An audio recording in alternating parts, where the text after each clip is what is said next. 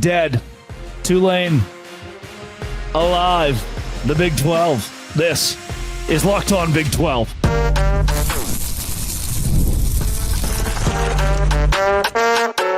You are Locked On Big 12, your daily podcast on the Big 12 Conference. Part of the Locked On Podcast Network, your team every day. Happy Thanksgiving, everybody. Welcome into Locked On Big 12. I'm Drake Toll from America's #1 Big 12 podcast, Locked On Big 12. Thank you for making this show your first listen every single day.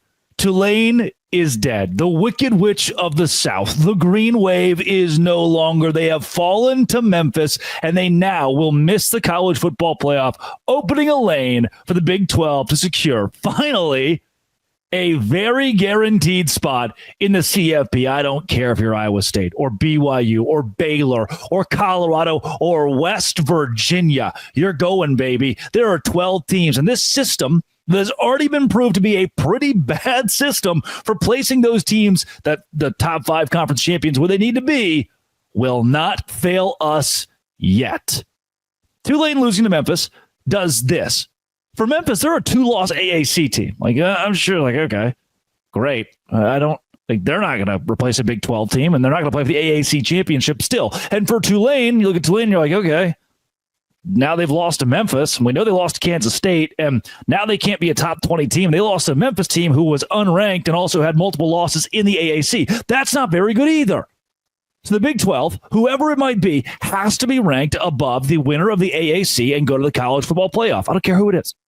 When you secure the Big 12 championship victory, you secure the opportunity to play in the college football playoff. And what I'm so upset about is these fools, these ignoramuses, these idiots, if you will, shield the ears of your children, of the college football playoff committee, have gotten this thing entirely backward. They asked the Lin-Manuel guy, Miranda, about the playoff committee director, like, hey, so what about Boise State? They barely beat Wyoming. And the first words out of his mouth were, yeah, well, we only care about that W word, that win word, which I've been saying for months.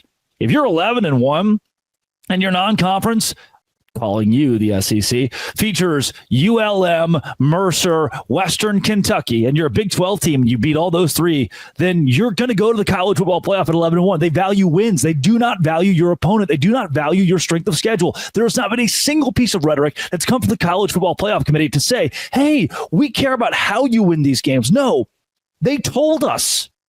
They told us they care about one thing, and it's a win. Wyoming's 2-9.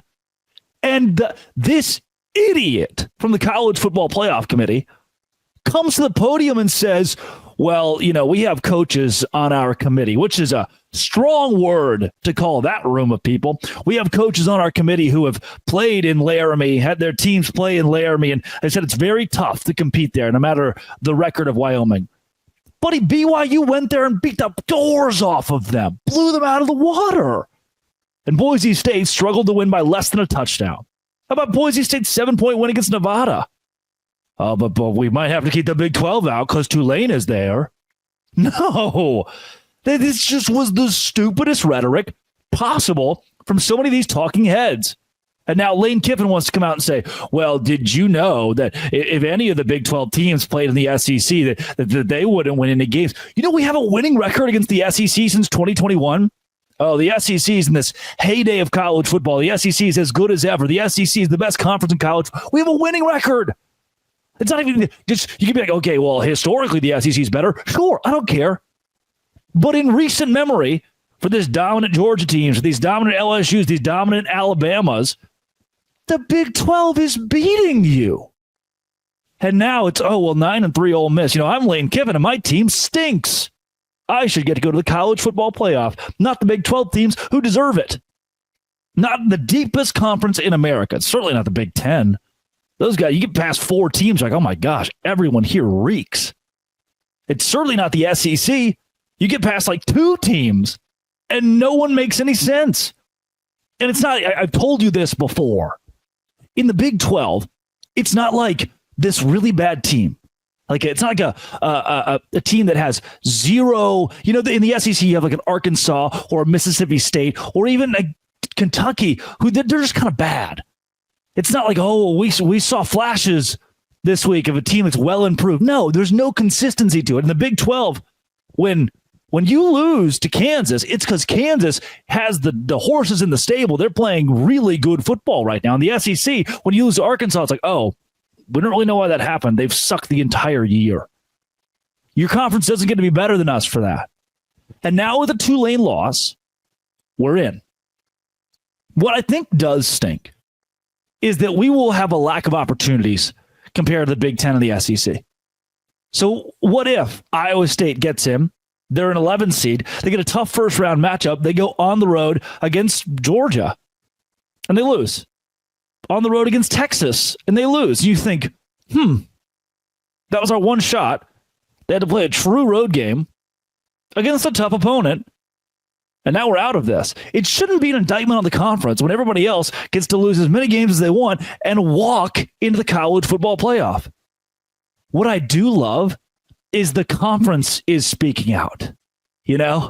Like even the Big 12 is tweeting at Nick Saban, talking about how ridiculous this entire thing is.